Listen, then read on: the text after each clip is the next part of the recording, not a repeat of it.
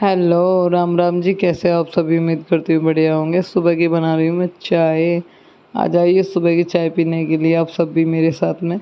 और दूसरी साइड में कर रही हूँ थोड़ा सा दूध गर्म। रात फ्रिज के तार मैंने लगाए थे, पता नहीं कैसे फ्रिज के तार जो हैं वो अच्छे से लग नहीं पाए और दूध रात भर फ्रिज में ऐसे ही रखा रहा।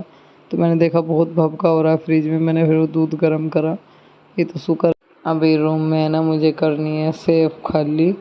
एक एक कपड़ा मुझे सेफ का निकालना है।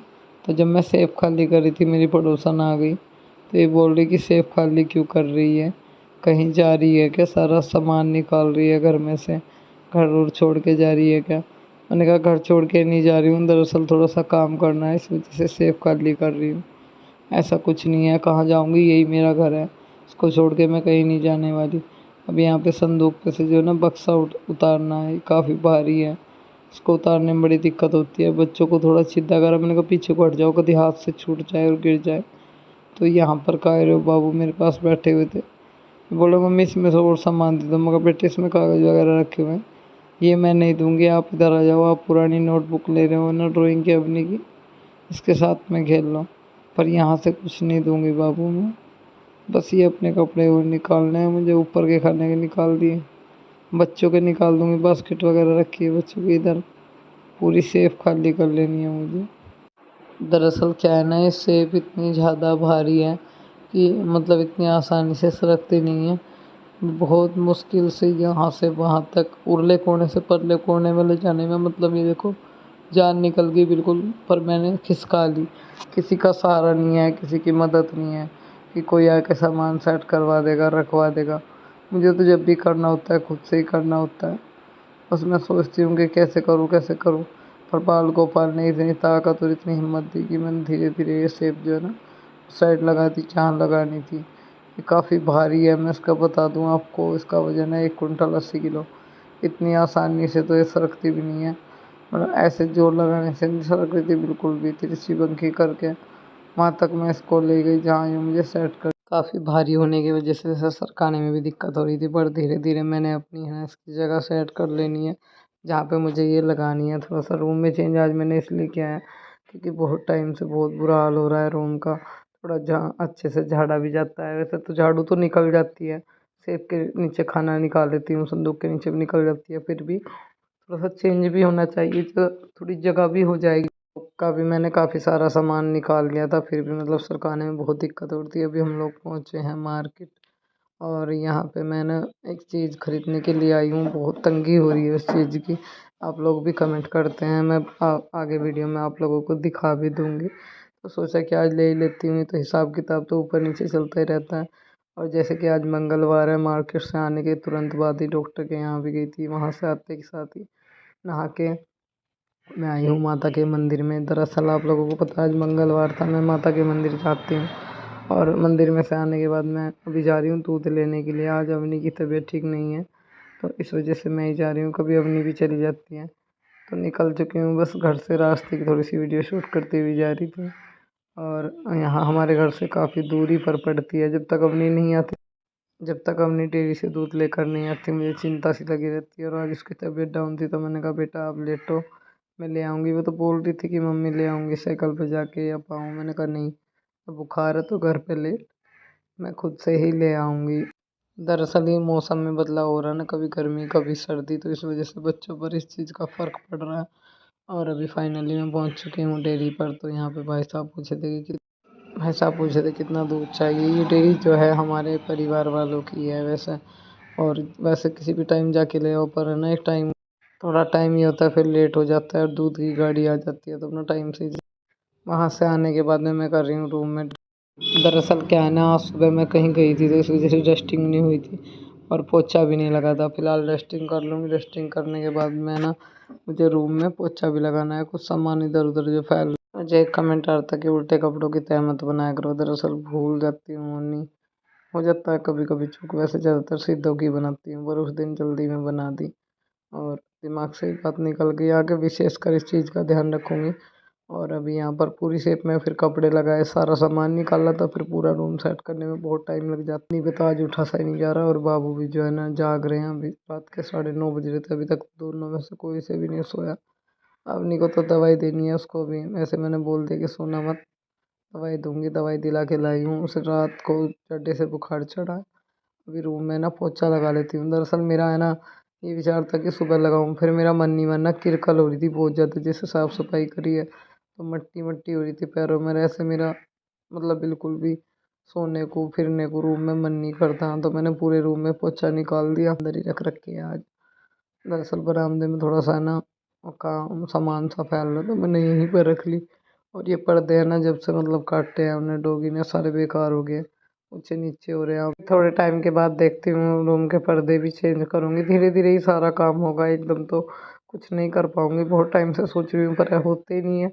अभी रूम की इतनी बुरी स्थिति है तो इस वजह से मैं कुछ भी नहीं करने का मन सा नहीं करता कि रूम ठीक हो जाएगा फिर तो आती हूँ मैं इसमें, मतलब ये पर्दे वगैरह चेंज करूँगी। थोड़ा बहुत और भी काम है, सब आप लोगों के साथ में शेयर किया जाएगा। मोटे मोटे सामान इधर उधर पड़े होते हैं, वो सब सिंगवाने पड़ते हैं। कायरों को लग रही है प्यास, मम्मी मुझे पानी पीना है, अभी उसको पानी ला के देती हूँ। दरअसल ये जो पर्दे हैं ना ये ऊंचे नीचे हो रहे हैं, जब एकदम न्यू पर्दे लगाऊंगी नीचे नीचे बहुत सुंदर लगेंगे।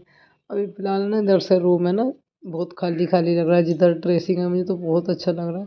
आप लोगों को कैसा लग रहा है कमेंट करके बताना। एकदम खुली खुली जगह, थोड़ी बहुत है ना जगह ऐसी भी होनी चाहिए रूम में, खाली खाली सी, मतलब कि जो हम कुछ सजा सके कुछ कर सके। पर जब तक रूम मेरा अच्छे से सेट नहीं होगा, मतलब कलर वगैरह नहीं हो जाता, तब तक मैं इसमें ज़्यादा कुछ नहीं करूँगी। थोड़ा बहुत तो कुछ करूँगी। मतलब अभी फ़िलहाल जो मैं सोच रही हूँ वहाँ के वीडियो में आप लोगों के साथ में मैं शेयर कर रही हूँ। वीडियो पूरी देखिएगा और बताइएगा क्या मैं सही सोच रही हूँ या फिर ऐसे नहीं ऐसे करना चाहिए। जो आपको ठीक लगा आप अपना सुझाव ज़रूर देना। आप लोगों के सुझाव से बहुत फ़र्क पड़ता है, क्योंकि मैं फिर सोचती हूँ कि आप सब बोल रहे हो तो शायद ये चीज़ ठीक होगी। और यहाँ पर अभी जो मैंने पायदान धोए थे वही मैंने ना एक तो बेड के पास में डाल दिया, दूसरा जो है ना मंदिर के आगे, और एक और ग्रीन वाला बेड के पास में, ये वाला बाहर। उस पायदान डाल दो, चप्पल वगैरह ही निकाल लेते। इस पायदान से फ़ायदा हो जाता है, बरामदे में जितनी मट्टी रहती है ना वो चप्पल के द्वारा अंदर जाती है वो बाहर ही रह जाएगी, चप्पल वगैरह बाहर ही निकाल देंगे। वैसे मैं निकालती हूँ पर कभी कभार जैसे भूल में मैं पहन के आ गई तो बच्चे भी, तो थोड़ा सा मैं भी ध्यान रखूँगी। तो फिर बच्चों को 2-3 दिन बोलूँगी ना ये चीज़ें, फिर वो अपने आप ही ध्यान देने लगेंगे। और अवनी को जो है ना मैंने दवाई दी है, मैंने बताया ना उसे बुखार हो रहा है।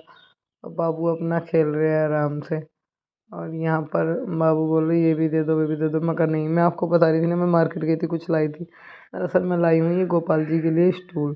क्या है ना आप लोग कमेंट करते हो कि गोपाल जी को खाट पे नहीं बोलते हो कि दीदी गोपाल जी को चारपाई पर मत बैठाया करो, ऐसे नहीं बैठाना चाहिए। फिर बेड वगैरह पे भी इस तरह नहीं, तो हमने सोचा कि एक स्टूल ले लेते हैं जब इतने खर्च होते हैं।